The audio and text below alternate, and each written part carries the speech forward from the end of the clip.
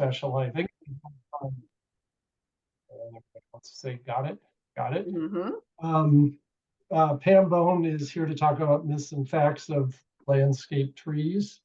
And Pam's a longtime master gardener and horticulturist. I won't, I think she was the first county coordinator of a master gardener program in California, which was in Sacramento, and I don't even know how long ago, but quite a while ago. So Pam's got a wealth of information, and so welcome, Pam, and it's all yours.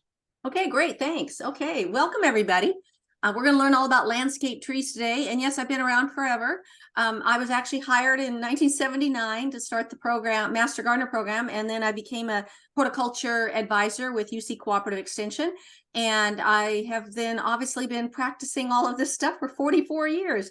And we graduated our first class in 1980. And then it just went from there all over the place. And obviously, you know, you've got programs in Solano County and Yolo County, and Jennifer's had a program going for years and years and years, and I get the privilege of being able to teach landscape trees to a number of different counties, including Solano and Yolo County.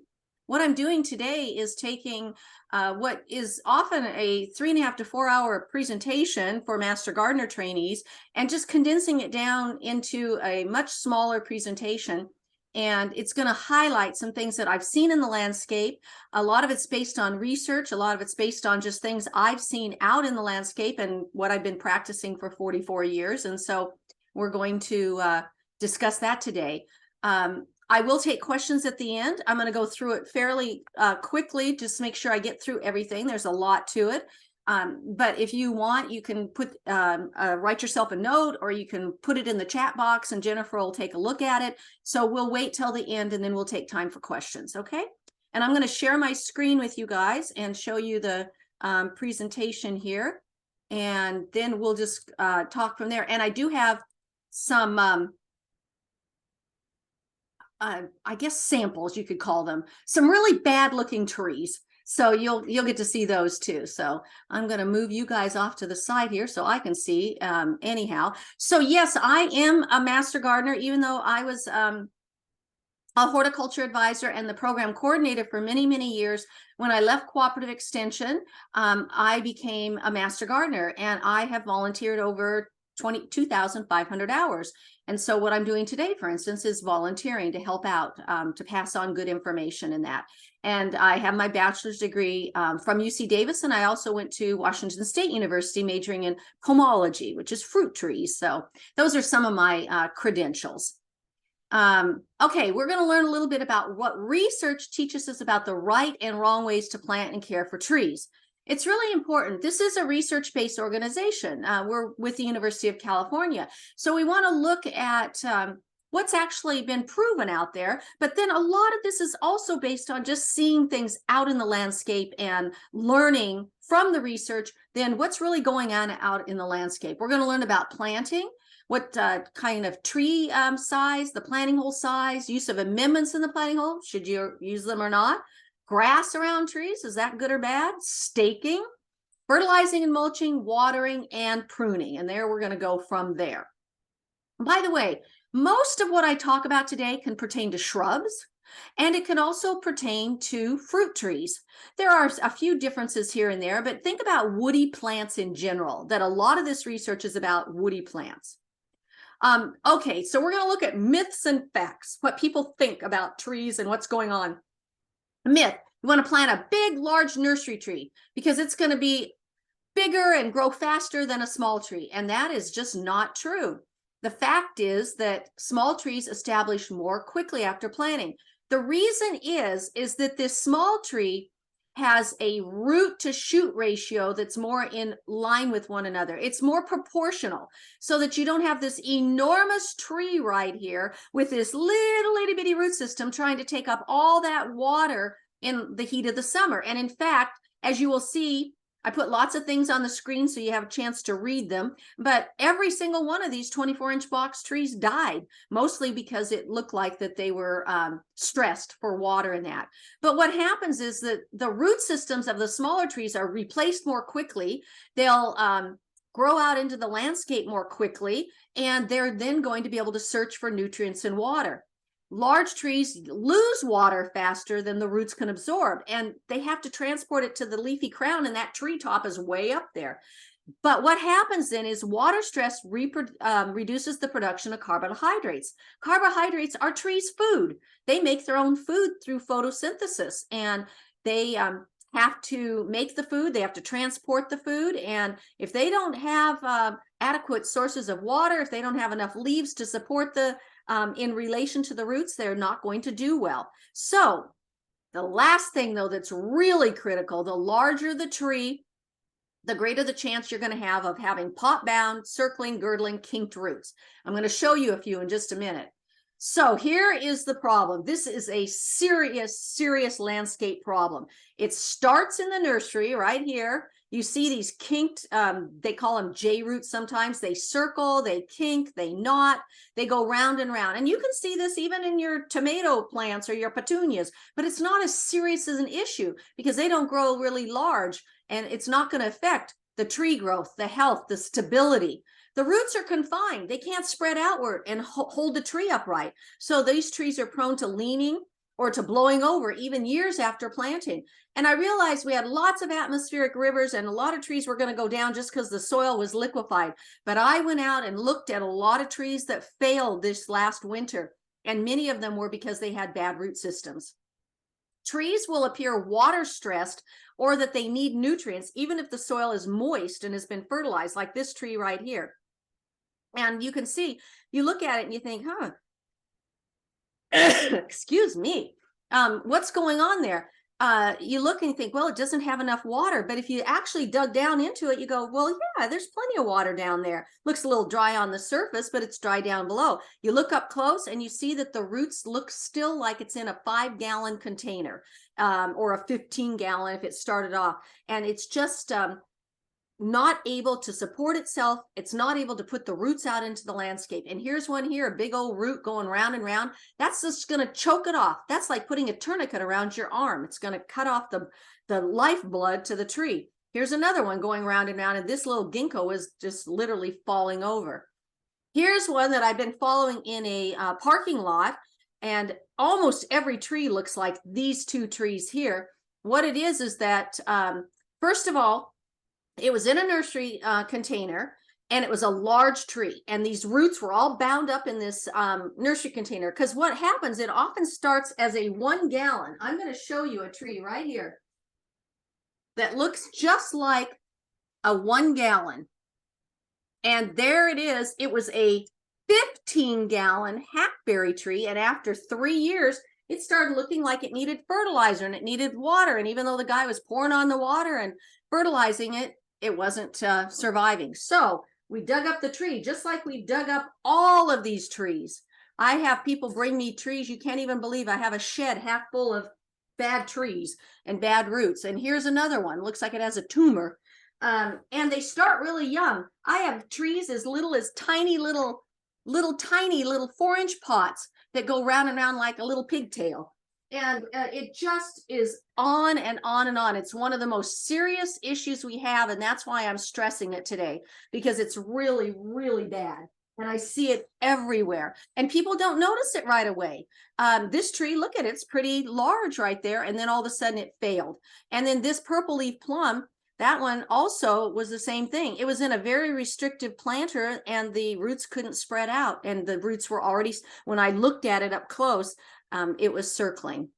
So my tip to you is always check the roots and correct any problems before planting, if possible. Problem is you can't always correct it.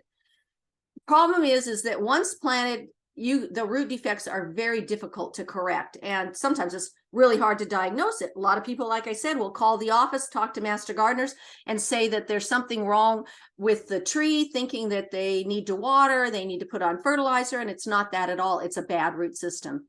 So I want you to loosen the roots from the potting mix before you plant the tree. This is a really good one right here, ideal. But even so, there's some matting down here. You look to see if anything's circling, and if you can, just tease those roots out. Clip any of the roots that are circling or damaged, non-woody roots.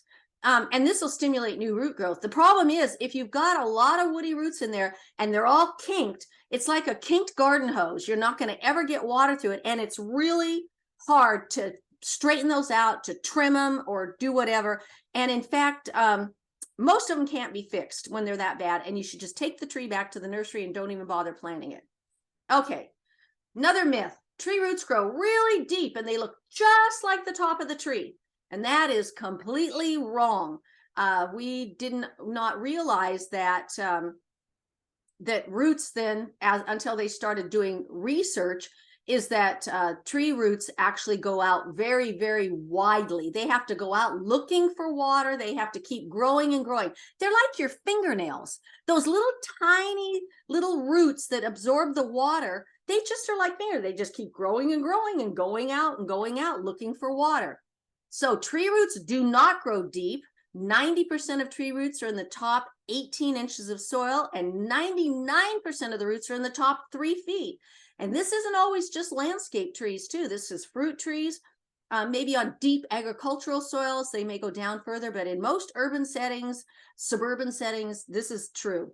The roots will extend anywhere from 2 to 4 times or more beyond the drip line, which is where the water drips off the edges of the branches or canopy of the crown up above. And the root diameter can be 1.5 to 2 times the tree height. So you think you've got a 20-foot tree out there. You think, where are those roots? Oh, most people water right next to the trunk and everything, and they don't realize, no, the roots are out 40 feet away sometimes. It means it's impacting what you do to the tree, how you water, everything. So anyhow, so then the root tap roots are very rare. You will see them when they first start, maybe in a nursery container. They die out. Oaks definitely have a taproot in nature, but they don't have it in a nursery container. And taproots are almost unheard of in landscape trees. So people will say, oh, but the taproot will go nice and deep into the soil. No, it won't. It breaks off and it branches out into lateral roots and grows out. And I like to think of the dinner plate analogy here. You take a big dinner plate and you put a little wine glass or a goblet on it. And basically this is the root system, this big dinner plate, going way out beyond the crown or the little goblet part of the glass. Another myth, trees need big, deep planting hole because they got to grow deep roots. Well, you just found out they don't grow deep roots. And Lee Fry, he was the farm advisor who was nice enough to retire so I could apply for his job. And he basically told me, you know what I'm digging here, Pam? I'm digging a tree grave. And that's what happens. It's just going to be a burial ground for a tree because it's going to sink into the ground, and that's really bad. Tree health and stability is affected by planting too deeply and or covering the root crown. That root crown area is very sensitive. And right here we have a valley oak that I went out on a field call to look at a park, and we had to dig it up because it was starting to do poorly, and they were going to put a playground under it for children. And they wanted to know if it was safe. And sure enough, it had root rot inside, infection and decay in there. So phytophthora water mold and other things. And sometimes it's just a matter of burying the trunk just a little bit. It just cuts off oxygen, which isn't good at all. And this is in my neighborhood. And actually, I need to go get another shot. This was taken about 3 years ago, and it looks even worse now. It's slowly dying. So my tip is, the best planting practice is to make tree holes nice and shallow and wide. Make a tree planting area if you can, minimally 2 times the diameter of the root ball as far as the width go. If you've got heavy clay soils or compacted soils, go out even further, as far as you can dig, 3 to 5 times the diameter. You want to make a planting area. You want it to be able to go out into the surrounding area. Then the depth, you want it at least at soil grade, and it's best if it's just slightly above. You want to be able to see those roots right here on the surface. Don't cover up the main little lateral roots coming off. In fact, if you look at this one, this happens to be a peach tree that I planted. And right here, you see this dark area. You know, the soil covered it completely up to here in the container.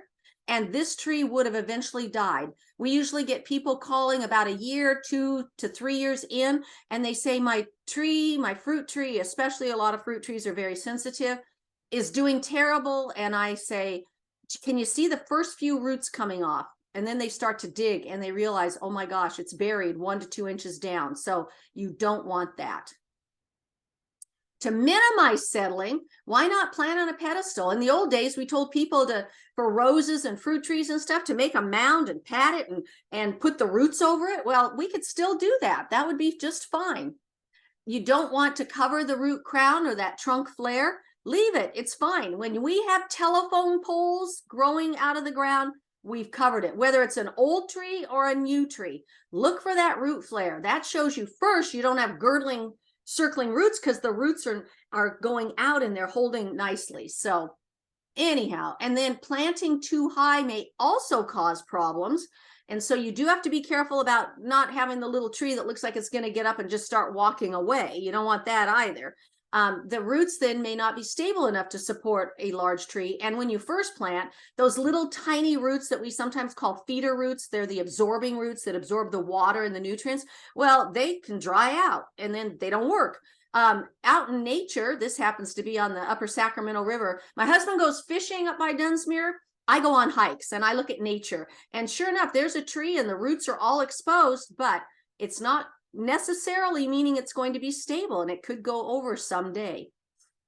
Okay, another myth: soil amendments, compost, organic matter, you need to put it in the planting hole of trees and shrubs, especially in clay soils. No, it's completely wrong. I love compost. I have 7 compost piles. These are 3 of them right there. They're very active. We get lots of compost. I use compost all over the landscape, but not in the planting holes of trees and shrubs. That is our homemade compost there. And amendments for woody plants, again, lots and lots of research done all over the country and here in California. They often create problems and are not necessarily.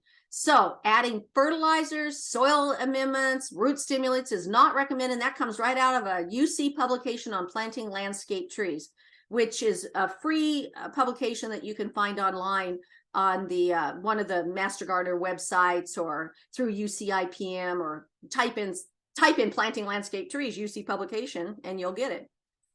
There has been shown that there's seldom any difference in the growth of trees or shrubs when you put amended versus unamended. The roots are slow to grow out into the surrounding soil. We call that the flower pot effect. We also get the bathtub effect, where you've got different layers. The soil in the container is usually not soil. It's a soilless mix that they make up of all kinds of different kinds of organic and inorganic materials. And that material is lighter. It has a different texture. So you go to water and then you'll have either the root ball doesn't get wet enough, or what'll happen is that the soil gets goes through and it sits in the bottom and you get the flower pot and the bathtub effect. And then organic matter decomposes. If you've ever had compost, wood chips, or anything in your landscape, you know the plant can sink.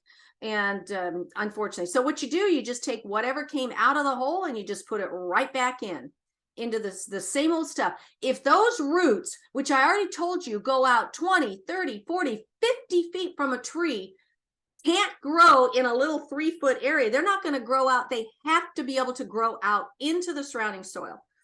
So use the original soil that came out of the hole. Now, I do have a tip though. Amendments are beneficial in entire planting areas. If you can go in and here we are, we're getting ready to plant a perennial garden here and we're going to work it into the whole area. Or in this case, this was our backyard and we're getting ready to put in a lawn. And so we're going to mix in all kinds of compost or organic matter, raised beds, of course, and then you can doctor up the raised beds. For instance, growing blueberries. Some people can't even grow blueberries. The soil's not acidic. You put it in a horse trough like this, and you can put in as much of the acidifying type of organic matter that you need for blueberries to have the right pH. So, and then this is the lawn once it was established that we grew, and then raised beds and everything. They need to be thoroughly mixed with the native soil so you don't cause layering and then have problems with the water not flowing properly through them. Another myth: vitamin B1 root stimulant. It's the best thing ever. It makes new plants grow better. It overcomes transplant shock. No, it's a complete myth. It is ineffective. It does not work. It hasn't worked since well, since the day it was invented. And 1941, they did research back then. They've done it every year, seems like, since. And they've shown that thiamine hydrochloride, which is the active ingredient in vitamin B1, does absolutely nothing. All you're doing is putting on a product you don't need to put on and adding some water, which you do need to do, but you can just put the water on without it. So it doesn't make any difference whether or not you put on vitamin B1 or not. It's usually not harmful, but it is a complete waste of your money. Why not spend it on another plant or a better irrigation system or something like that? So don't use vitamin B1. If you feel like you need something, all the research, when they compared it, they compared the ones that actually showed that they worked with products that had fertilizer in it. It was the fertilizer that was doing all the work. There's a myth. When you fertilize, you feed the plant. You know what? You don't feed the plant ever. We say it all the time. You can look at any of these things and they say citrus and avocado food, fruit and vine food, rose food, but it isn't food.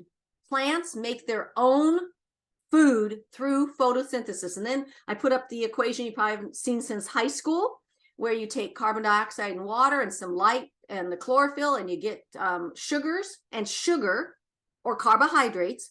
That's what those are. Those are foods, and it gives off oxygen. And so basically, if you've got a plant that's not growing well, and one of the first things that our master gardeners get often in Sacramento County when someone calls is that, well, I fertilized. Well, you probably didn't need to fertilize. It probably has a bad root system. Maybe you're not watering adequately, things like that. So you need to check. Is it the soil, the water, root problems, weather, environmental conditions, insects, diseases? Every one of these had something else wrong with it that had nothing to do with putting fertilizer. And sometimes you put fertilizer on a weakened tree or shrub and it dies even faster. So you don't want to do that. Fertilizer, when you need it, does supply nutrients and minerals, but a lot of times the soil has it. And in fact, we have this myth that mature trees and shrubs need regular feedings of fertilizer for good growth. And the fact is, fertilizer is not needed for older woody ornamentals, trees and shrubs. Again, research after research after research. You got a happy little tree here. The nitrogen, phosphorus, and potassium is all in the soil, and you're doing just fine. And really, the counties you guys are from, the county I'm from, you will find that it's usually not needed most of the time. Young trees that are recently planted may benefit, and they benefit from nitrogen. I'm not saying you can't use a complete fertilizer if you want, but you really only need the nitrogen for it to get them off to a faster start. This is a fellow in my neighborhood, his landscape, and I asked him, how does he have such gorgeous loropetalum? Everyone always says to him, what do you use for fertilizer? And he says nothing. He doesn't use a thing. He says, I water correctly, and I put down lots of mulch where I can fit it in, compost, things like that over the top, and that's all he needed. So my tip is, why not use your organic matter, your wood chips, your bark, your compost, and put it on the top? And here's my husband, what I call top dressing. We have mulch throughout the whole landscape of wood chips in our case. And what you're doing then is we're top dressing all of our fruit trees, our raspberries, our boysenberries, sometimes our roses, and we're putting compost over the bark mulch. We get wood chips delivered to us, and it is fabulous. What you're doing is you're feeding the soil. And remember, healthy roots are the key to a healthy plant. And you have healthy roots by having healthy soil. So you want to increase the biological activity. It'll improve the soil structure, the porosity, which means you've got a lot of air in there. And so you get aeration and more fertility too. What it'll do is all those wood chips and all those little organisms that are in the soil are breaking all that down. And they then release fertilizers, you can't legally call mulch or, wood chips and compost a fertilizer, but it produces a lot of different nutrients that go out right for the plant to pick up. And then, of course, any of you that put down a lot of chips or bark or anything over soil know it'll reduce your compaction and runoff from erosion. And you can actually walk gingerly on wetter soils that we don't want people to do otherwise, because they're going to compress or compact it. Insulating the soil, cooler roots, they're going to grow better. Conserves water. Now that's really vital during all of our droughts, and even just living in California, you need to always be thinking about conserving water. And then if you want to control weeds, you need to layer about 3 to 6 inches deep, and you'll control pretty much all your annual weeds. Unfortunately, some of your perennials, like nutsedge, you can't do a thing about. Nutsedge is the world's worst weed. And I always tell people when they ask me, how do I control my nutsedge, which by the way is a true sedge, so I don't call it nut grass because it's not a grass, it's a sedge. I tell them you need to move because it is really difficult to control it. And you know, if you've ever dug it up, you dig up one little nutsedge plant and 10 come to the funeral. That's the problem. So you want to control weeds then of your annuals. You'll get rid of all your annuals that way. So you don't have to worry about spotted spurge or purslane or annual bluegrass. It's going to protect trees from mower and trimmer damage. Oh my gosh, how many people want to get within a ½ inch of the trunk and then they slice off the trunk? And it improves the landscape appearance. So many non-woody plants, however, do need fertilizer. They're different. They produce a crop, or you mow off the stuff, and you can see there's my neighbor. And now I have a perennial garden here. I'm a native plant garden, excuse me. We took out the lawn, but this is fertilized. This is not fertilized. And so lawns do respond to fertilizer and start to do kind of pitifully if they don't have some fertilizer. Vegetables, berries, containers, it's always leaching out. You need to do that. Raised beds, yes, there's where you save your fertilizer. And again, most of the time, you can get away with just anything out there. A lot of the fertilizers on the market are marketing, and they all look pretty darn similar, even though they may say that they're for citrus or roses or avocados. If you read the back of the label, you go, oh, that's almost the exact same active ingredients. I want you to avoid the chicken soup cure-all approach. You know, chicken soup is good for just about anything you feel like. And we do have proof chicken soup helps when you have a cold or congestion or whatever. But I can't believe how many people call in with anything wrong with their plant, and they've all told you that they've applied fertilizer or pesticides, like especially insecticides, but mostly fertilizer. You need to do detective work. You need to find out, do you have the plant in the right location? Maybe it's looking bad because it's not supposed to be in full sun. It's supposed to be in shade, or vice versa. Maybe your tomatoes are not bearing because or your roses, there's a good example. Everyone thinks they need to put on phosphorus for roses, and they've got them in shade, and roses will not produce, or they'll produce pitifully in shade. Same with tomatoes. How's the watering? Soil too wet or too dry? Got to get over and take a look. Is the irrigation system adequate? Is it putting on enough water at a time? Are there any insects or diseases? You know, from a distance, you go, oh, that's all bleached out. Gee, maybe that needs some sort of fertilizer. And then you look really close and you go, oh, I think there's a critter down there. And it's a lace bug. Does it have a bad root system? We're back to those kinked, gnarled, pot-bound roots again, because you need to have healthy roots to absorb the water and the nutrients that are even in the soil. Try improving the soil. Use mulch and compost. Okay, you need to weigh the value of fertilizing a plant against the possible negative plant and environmental effects.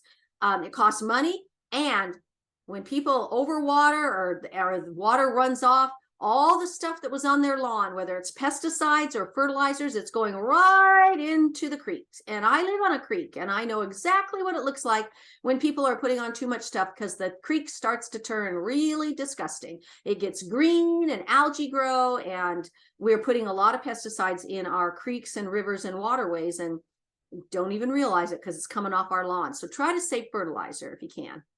Okay, a myth. Trees planted in lawns steal water and nutrients from the grass. Well, no, they don't.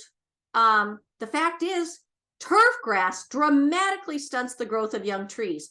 There are chemical inhibitors in the grass. It's called allelopathy. And there's water and nutrient competition. And we've done research to show it. Look at this poor little sad pit. Oh, my little arrow got moved. It's supposed to be pointing to this poor sad little magnolia here. That magnolia was planted at the exact same time as everything else, but this has lawn growing right up to it, and this one has nothing. Now, you don't need this big giant area. That's too much, but we found through research done here in California and many other states that it really has a serious impact on newly planted trees And so this poor little ginkgo used to have lawn right up to it, and it never had a chance. It was sunburned. It had small, tiny leaves. The branches were sparse. And that's what we see over and over again. So you want to make sure you keep the lawn away. At least 12 to 15 inches or a diameter of 24 to 30 inches around. And you can make yourself a square like my neighbor did, or you can make a rounded area like a master gardener here did. And here it is. I just took a picture of it last year to show you this guy. He was my neighbor. He did everything right. He planted correctly, and we're going to talk about staking, which he didn't do. And anyhow, look at the beauty of that tree. You want to do all of these things so that you have your trees around for a long time. You're planting for the future, not just 4 years from now or 2 months from now. And then remember, a permanently maintained grass-free area will prevent lawnmoweritis, and I also say weed whacker woe. Do you know how many lawnmowers and string trimmers injure the cambium? That's literally just under the bark. And the cambium is the lifeblood of a tree and a shrub, any woody plant. It's what produces the water-conducting tissue called the xylem and the food-conducting tissue called the phloem. And if you then injure that at all, it cuts off the water and it cuts off the food to the roots, to the top of the tree. And here it is. I saw this from a distance. I started walking over, looking at it. I go, why is that magnolia looking so horrible? And then there it was. It had been hit by a riding lawnmower so many times that it just couldn't produce enough and transport enough food because it lost all of its tissue that conducts stuff. And then I saw this from a distance and thought the same thing, but this one was an actual vandal that cut it off. But it's the same thing. They cut off all the nutrients and all the water to the tree, and the whole thing died. It's called girdling. And here's another one there. And this tree, sadly, look at this one here. This area came later after they'd already beat the poor tree to death. Better yet, keep your trees out of lawns. This is my backyard, and there isn't a tree anywhere in any of my lawn at all. I keep them all off in their own little shrub beds. That means they can be irrigated separately from the lawns as well. They don't need the same types of watering. I have, this is an apricot tree. It's off by itself, and other landscapes where they've done the same thing and put the trees off to the side. That is the best thing to do. Okay, the other thing is oh, yikes, I just went back. Oh, now let's go back. Okay, you want to securely stake. Oh, gosh, I'm doing it again. Sorry about that. You want to go back to the myth of, okay, we've got a myth that you want to securely stake a tree to develop a stable root system and a strong trunk.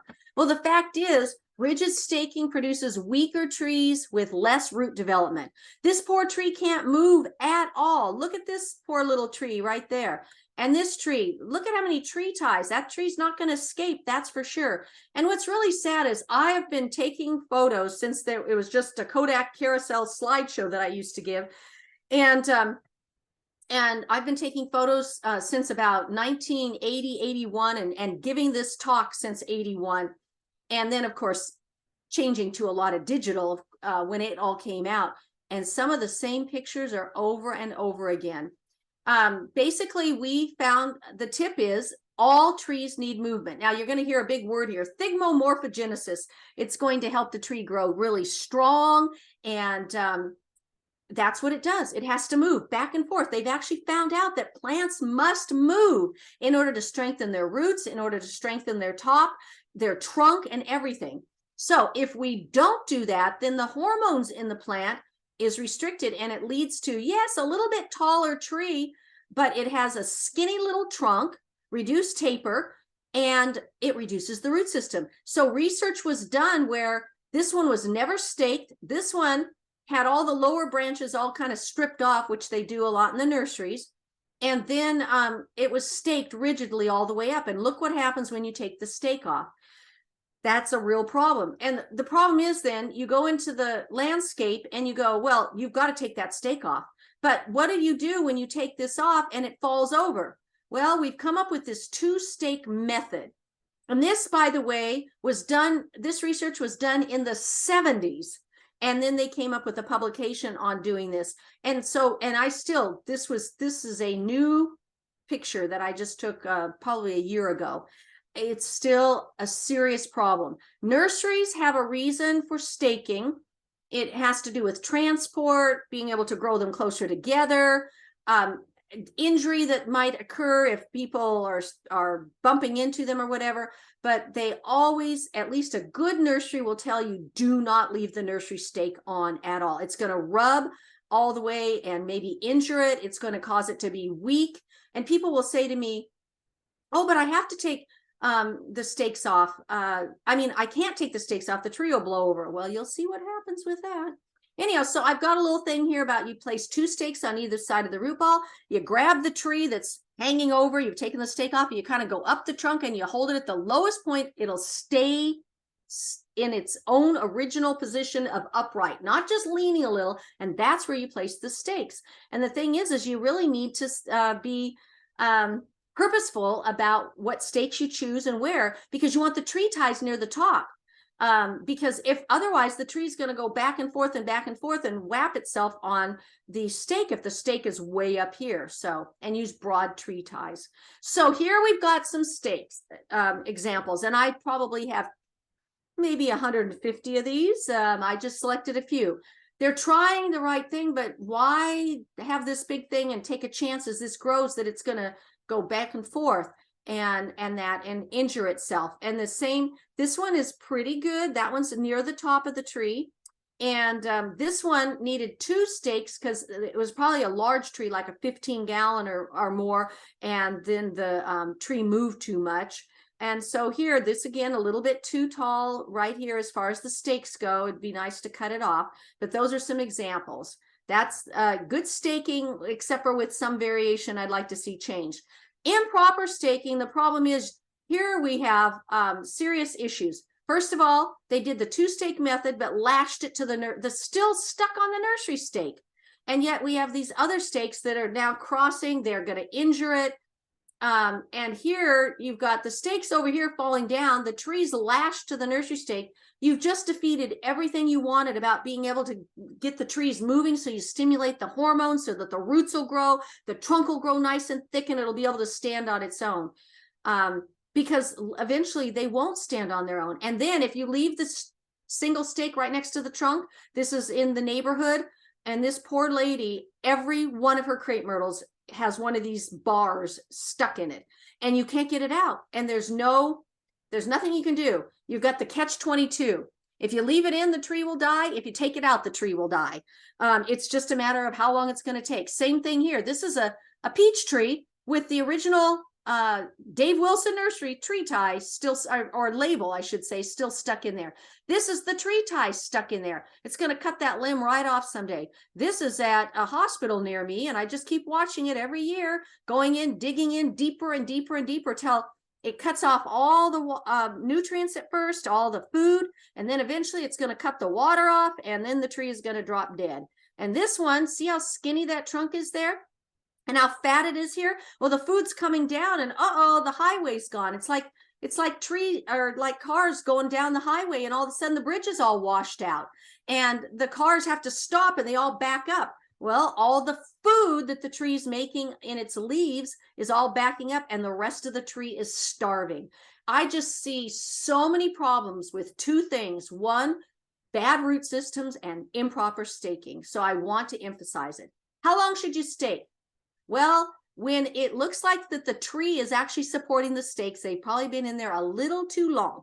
And this one was taken several years ago, and then this one was taken last year. It's still going on. It's got the nursery stake still, and then it still has the 2-stake method. Take that nursery stake off. Let it stand on its own for a little while, but this is not the way to go. And if it won't stand alone, did you stake it right to start with?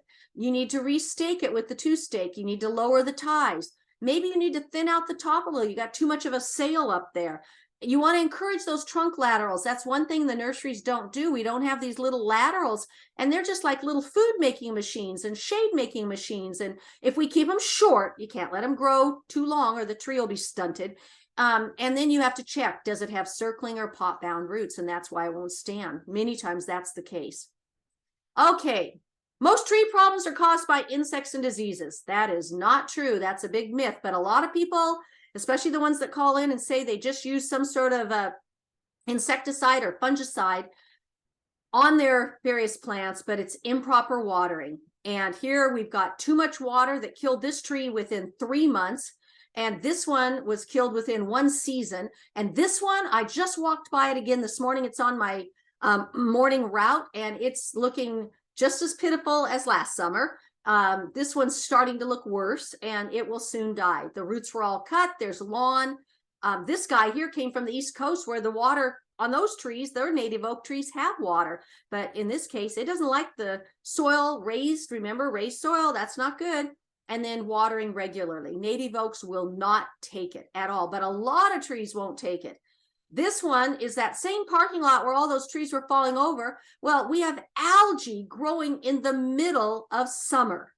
And when you have algae or moss growing in a tree, well, in the summer, you know you're watering too often. Or when you see the mower tracks of a riding lawnmower here, and then you see a pool of water, you know, and you're going to get suffocation, just lack of oxygen, and you're going to get diseases, root crown diseases like Phytophthora and that. And we see this a lot. Frequent lawn irrigation led to the mushrooms that we see here. And what are those mushrooms? Underneath the bark, we have armillaria. And so you can have not just this Phytophthora water mold, you can get this armillaria, but by the time you see these mushrooms growing, it's too late, unfortunately. And it's all from water, water, water. Actually, native oaks live out in their native habitat with armillaria in the soil, but they never are infected because they don't get the rainfall except for in the winter months primarily then. And that's when the fungus is inactive and it won't invade. But we're doing it in the summer when they shouldn't be. And then just to show you that it's not just trees, this is a community where I was called out to look at their entire shrub bed was all dying back. And again, this is July, and I say bad sign because that's moss again. Lack of oxygen, and all of these pineapple guavas were dying. Underwatering, though, is also a serious problem. And I couldn't believe, I don't know why, this is not a mall or a shopping center going out of business. It's still a thriving one, and why they're killing off all their trees and shrubs, I don't know. This happened last summer. Maybe their water bill got too high or something, but it can lead to all kinds of problems too. You'll get insects that'll come in, beetles and various borers then, and they'll get sun scald, and that'll kill off again that cambium tissue, and everything will start dying back. Again, you look at it and you think, oh, maybe it needs water or fertilizer. Well, you need to find out. Yeah, it needs water, all right. Fertilizer, no. Okay, you need to know when to water. You need to know your soil. You need to check the soil before and after watering. Use a probe, a moisture meter, a trowel, a screwdriver, anything to figure out where'd the water go. How far did it spread? I see more problems with landscape trees with drip irrigation because people don't water long enough. And so you need to look, feel the soil, find out. We call it the hand feel soil moisture test, really fancy. You just dig up some soil and you feel it and you go, yeah, that feels kind of wet. Or, oh, that looks just right. Or, wow, that is really dry. So, and sometimes you can find soil probes. This soil probe right here, I have one just like it. I've had since 1981, and I still use it all the time. And nowadays you have to get them online. We were able to buy them back in those days at farm supply stores and that. Some nurseries will carry soil samplers or tubes or probes. Some water districts will give out moisture meters. They are kind of limited, maybe works in a container. They give you a very ballpark. For trees and things, it may not be that effective for you.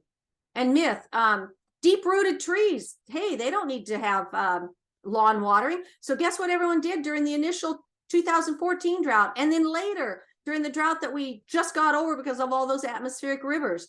They stopped watering, and all the trees are dying, deader than a doornail. Remember, tree roots are shallow, and they're especially shallow in lawns because they're watered all the time, or were watered. This redwood is now almost dead. I just saw it this summer, and it is really bad, and this one's on its last legs too. I have photograph after photograph after photograph of dying trees in people's lawns that they either stopped watering or reduced significantly. I always tell people too, it's really sad. How long does it take to grow a 30-year-old landscape tree? Well, it takes 30 years, right? A lawn you can put back in if you have to tomorrow with sod or whatever. You've got to think of your landscape trees. You cannot let them go without water or you will lose them. And they're so valuable. Another myth, trees are growing too tall. They must be topped for safety. Well, this was what the neighbor here thought way back in the 80s. And they then unfortunately found out later that topping trees is one of the most dangerous things you can do to a tree, the most hazardous. You think that you are topping it because it's too tall and it's going to be hazardous, and now you're creating a hazard far worse. If you don't like a 70-foot liquid amber, you shouldn't even have it. Get rid of it then. It's many other reasons that trees fail. And here we're still doing it. I took that with a Kodak. That's a Kodak slide. And this one here is just with a digital camera. And these, look at this, everywhere. Eucalyptus are often the victim. Top trees are hazardous. They're prone to decay. This all dies back. Fungus gets in here and rots it out. Here's a nice good old rotty one right here. Here's another rotty one in here. This is one of my older ones here. Limbs break, they snap out all the time. Oh, I got a good one down the street that snapped out 2 years ago, and then now it's got another one that looks like it's about ready to go, and they still haven't taken the tree out, and they just missed their car. I don't know what's going to come next. And then, can you guys even tell this is an olive tree here because it was so butchered? But that's what it is. Topping destroys the tree's function. Can that provide shade? To tell you the truth, I know this is an ash tree just because I know that bark. This one, I had no idea what it was. I have no idea. A top tree can never be made into a safe tree. Someday the branch or tree failure will occur. If you top a tree, you just have to keep it short and stubby like a hedge or a shrub, because it's not going to. In fact, this is what people say, oh, I need to prune my mulberries every single year. And the fact is, no, they don't need to be pruned annually either. They need to just be treated like a normal tree, but we haven't done that. And people think, oh, this is polarding. This is some sort of a scientific or an artistic method, and I have to do that, but you don't. And this is another neighbor, and the limbs are all starting. He polarded, he headed it back here. He thought he was polarding it. I told him he was just heading it back, and he needs to remove it. And I just saw another branch on it the other day hanging on the lawn. And I go, oh my gosh, when is it going to hit his car or somebody, or one of these major branches that weigh a lot of, well, some big limbs can weigh 400, 500, 600 pounds or more. A top mulberry is a hazard. It can never be restored. This is a neighbor that was doing it, and they tried to stop doing it, and they couldn't do it. They had to take it out. True polarding, so you know, is this kind of pruning. You're using a little pinky finger. You're removing a pinky's finger with a shear, a hand shear, and you're doing it every year or no longer than every 2 years. And some places, this is a place in Sacramento that is a shopping center, and it's a very labor intensive, but it is properly polarded. But sometimes maybe a more natural tree looks better. I don't know. Europe does a lot of polarding. Most of the time in Europe, they do it right, though. I've seen a lot of butchered ones too. The right cut is not a topping or heading cut ever. A thinning cut where you take and remove the branch completely back to its point of origin. So you've got a limb that you remove all the way back to its point of origin, and then you've got a beautiful tree that's open. The limbs can grow. You've not cut off the tips of the branch at all. It retains its original branch attachment, which is really sturdy and strong most of the time. And it's less likely to fail. It'll minimize decay. That is the kind of thing you need to do. Do not top. Proper thinning. Look at this. This is my oak tree. Proper thinning. The tree looks normal. How'd you like to just go soft the top here? No, you want to see the limbs. You want to see the silhouette. If you can see the tips and the nice silhouette of a tree, you've done it correctly. And here's that mulberry right here, thinning cuts on a mulberry. You don't have to top them. Unfortunately, once you start topping them, then you either have to continue to do it, or they get so heavy the limbs all start splitting out and you have to take the tree out, which is what we did when we moved into this house 43 years ago. Practically hardly had the beds put together. We were taking that tree out because horticulturists cannot have a butchered mulberry in their front yard. Some people think that this particular type of thinning is the way to go, and it's also harmful. It's where you start at the bottom and you just prune all the way up and you leave a little lion's tail or a poodle dog on top. It creates sunburn. You've got a wind sail up here.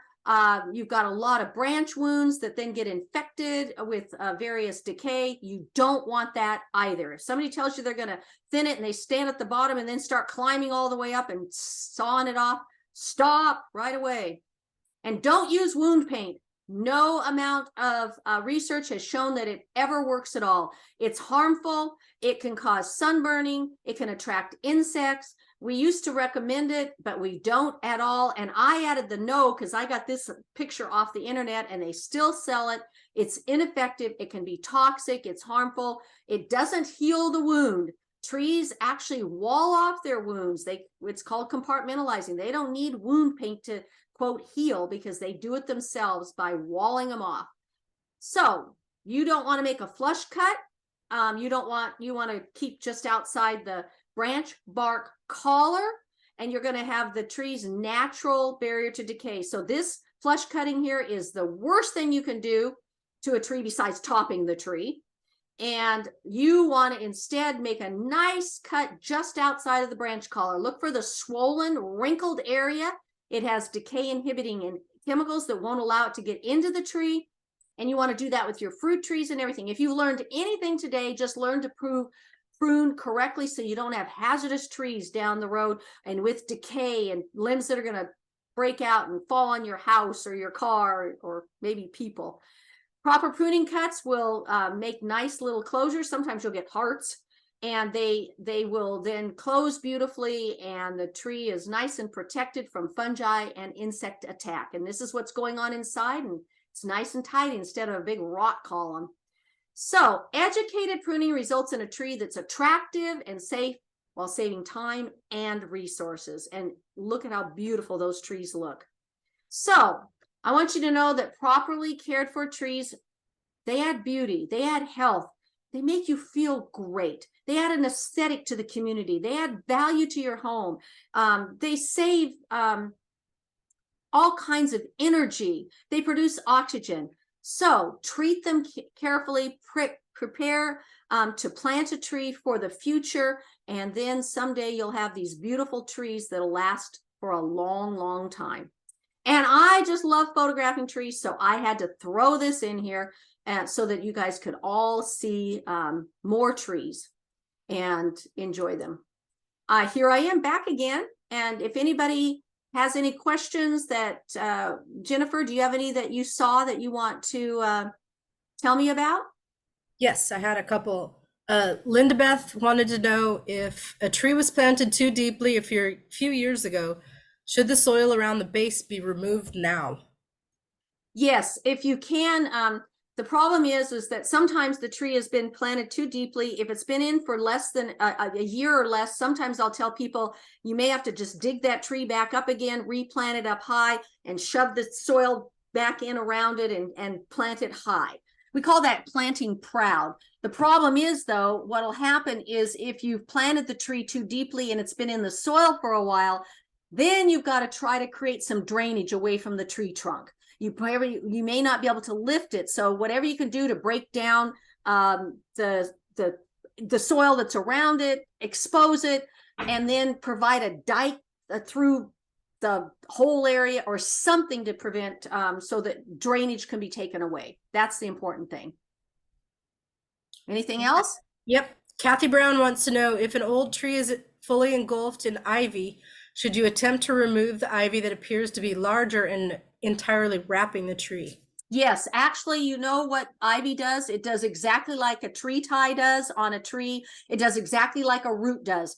Ivy is a woody plant that has a very vigorous woody, basically climbing apparatus. It wants to get up a tree. And so what it does is it then climbs up and it tendrils around and around and around. And then you start compressing the tree trunk. And when you first compress the tree trunk, you smash in the bark. And then just under the bark, you've got that phloem tissue, which is the food conducting tissue, and it smashes that, and then the tree can't take food down. It doesn't kill the tree yet, but then the next thing it cuts into, if you leave it long enough, it's like sucking through a straw. You can't suck through a smashed straw. And what happens then, it hits the cambium, it smashes it, and then it can't even produce new phloem. It can't produce new xylem on the inside for the water conducting, and the tree eventually dies. It'll happen on a limb. So you try to pull it off and hope it hasn't smashed in too much. And actually, we live on a creek and we live on a 14-acre woodland area. And my husband is out there constantly. There's ivy that somebody planted years ago, Algerian ivy, the really big stuff, and it climbs up the native oak trees all the time. And he's constantly out there trying to take it off. And he's moved his way down further because he noticed some of the native oak trees are starting to look sad, and he thinks it's the ivy is compressing them. So yes, take out that ivy. All right, Karen Deal wants to know, how should she remove the grass from around the tree trunk without hurting the roots or the trunk? Well, you do the best that you can with, you can use a spading shovel, or, you know, one of those little ditch digger shovels where you just sort of stick it under and scrape, scrape, scrape and lift it up. If you've ever removed a lawn with a shovel, because we have, it's a lot of work, but you don't have to dig a whole huge area. And you just try to be as gentle as you can, and then be sure whenever you expose it, or even when you're just planting and you've got a cleared area around it, put down lots of mulch, put down compost on top, put down mulch. I always tell the nurseries that sell all that compost that they want you to put into the planting hole of trees and shrubs, you don't put it in the planting hole, stick it on top. The stuff's wonderful and you need it. And so put down bark, put down mulch, do whatever you need to, but definitely be gentle about it. You will, unfortunately, tree roots will grow to where there's oxygen and where there's water, and that's up where that grass is. So you will lose a few roots, but they will regenerate pretty darn quickly if you keep nice, cool, moist conditions at first with that mulch. Okay. All right. Anything else? Yep, couple more. And Daniel, I think you might have covered this. How long does it take the two-stake method to stay in place? Well, we usually tell people, if you're planting, fall is for planting. So if you're doing it now in the fall, or you've had to redo it, then let it go through the winter. That's the most challenging time for the tree, because it's being buffeted everywhere and the root ball is going like this and everything else. So make sure that you use the two-stake method as low as possible. Remember that the tree, if you do the two-stake method and then you've tied it and the thing then now starts to lean, you might have to raise the ties up higher on the stake or whatever, or put in a little bit higher stake. So go through the whole winter into the spring and then test it next summer. We usually say no more than 2 years, but a lot of trees will stand on their own after a year if you've done it correctly from the beginning. If they won't stand after 2 years, you can't just keep piling them on. There is a location in your county. Well, actually, I think this is probably a lot of woodland people, but the Fairfield area and Vacaville and that whole area, I was giving a presentation once for a bunch of park superintendents, and they had a parking lot full of trees that looked like they were supporting the stakes. And they told me, well, we can't take it off because they all blow over. But they'll never stand on their own. And they realized that they had left them on way too long, and they had to take out every single solitary tree. It was quite sad. So, and costly. And very costly. And I see this, by the way, all the time. I see blown over trees all the time, or trees that are girdled, or trees that have wounds on them. Staking is an epidemic. Even though people are trying to do it right, a lot of times they still fail because you got to get the thing off of there, and you can't leave that nursery stake on. So And by the way, I want you all that are listening, I want you to go out today and I want you to start noticing the things that you can notice. You can't notice the roots in the ground that are all girdle and stuff, but you can notice the improper staking and the bad pruning. And now you guys can be advocates for doing it right. Okay, I think we're done, aren't we? There's two more questions, I think, and then we're done. Oh, that's great. I'll answer them. So Edna wants to know, is there a remedy for old weed whack, injuries to tree bases? No, there really isn't. Wound paints of any sort are not effective at all on any wound at all. The only time is if you've got a fresh wound that gets sun on it, sunburned area, then we can whitewash it with a 50-50 latex and water or plain whitewash just to prevent sunburn, but that's it. So what you do, you look at it and you say, how much damage is there done? Is it a vigorous, healthy tree? Is the lawn away from it now? Can I keep it growing well? And if it's less than 50%, that's the total cutoff. You might be able to, that the tree will close the wound slowly if you've got a vigorous, healthy tree, and the tree will survive it. Wound's never going to go away. It's still in there. And years later, it may rot and decay, and that tree's going to go flop and break off, but not always. Sometimes it will survive that. But you have to evaluate that. And I have seen trees that were pretty damaged by all kinds of things, lawnmowers or animals chewing on them. We get people all the time about squirrels that have, done all kinds of digging on them, or cats or raccoons chewing or anything like that, squirrels chewing on the bark. And just kind of use the 50%. If you've got more than 50%, you can't do anything. Now, if the wound is fresh, brand new, you can kind of trim up the little edges around so that the tree can then close the wound faster. But that's about it. And keep it really vigorous and healthy. If it's a young tree, throw a little extra fertilizer, nitrogen fertilizer, just to stimulate a little bit more growth. Okay, anything else? All right, last question. Rebecca wants to know, what's the best way to straighten a young tree that's tilted? Well, sometimes, especially if you guys are from Benicia, I always tell them to plant them tilted, because the wind always then just brings it back to the upright position. I get that all the time whenever I talk in the counties that have all that wind. But otherwise, what you just do is you have to reposition the tree, or you can pull it with a stake using the guy method. Look up how to guy a tree, where you pull it more upright and you have two stakes on either end, and you've got a nice big fat tie that's not going to cut into the bark, and you're going to pull it up, and sometimes slowly but surely. I've actually seen trees that the top was tiny little top and it was real thin, and we took splints. We did this at our Fair Oaks Horticulture Master Gardener demonstration garden, and we actually took wood splints and splinted it by putting a loose tie that's not going to cut into it again at the top and the bottom where the little skinny top was, and made it come back upright. And it took a little while, but it did. But you have to watch it carefully, because otherwise you can damage the tissue. So there are ways to try to do that. So, and the other thing they could do, I don't know if my talk is in the public domain. I give this talk all the time. I've got some really good talks that Master Gardeners can access from when I've given presentations, but I show pictures of guying trees and things like that. So you might find me somewhere, or find somebody else that talks about it. Use the UC Cooperative Extension websites, and look on your Master Gardener websites, and go to UCIPM and look up various things on tree care, and you may see stuff on that. Always type in UC whatever it is, or UCIPM. Then you're going to get information that's accurate for our area, and it's going to be research based. Anything else? Is that it then? Oh, and you put down a publication for the A&R catalog too, a link for that. Good. Yep. Great. Anyhow, okay, you guys. Well, thank you. How many people actually came at the very beginning? Did you happen to look? Well, 53, including you. So that's a lot. That's great. I'm glad to hear that. Good group. That's wonderful. Yeah, wonderful information. Thank you, Pam. Yes, and a lot maybe of territory.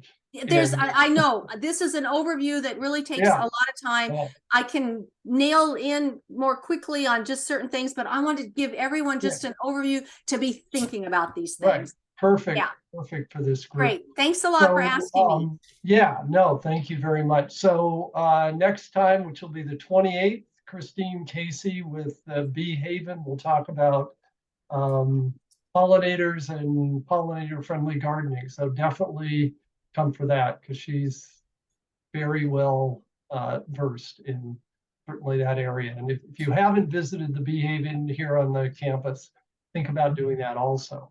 Either before. It's fabulous. Yeah. I've taken lots of pictures there. I would love you to send you or Jennifer to send a link so our master gardeners can to attend, and any of the public too. That would be great. I can do that. Yeah, Thank you. and this talk, along with most of the others, will eventually be posted on the public website for the Yolo Master Gardeners. So it will be accessible. Great. Sometimes it takes a few weeks, even a month or more for that to get up, but it will be. That's fine. Yeah. Great. Thank you. That's good. Thanks All a right. lot. Thanks, everybody. All right. Thanks. Bye. Thanks, Pam. All right. And Jennifer, Bye, get everybody. well. See you in a couple Thank weeks. you. Bye-bye. Bye-bye. Thank you. Thanks, everyone.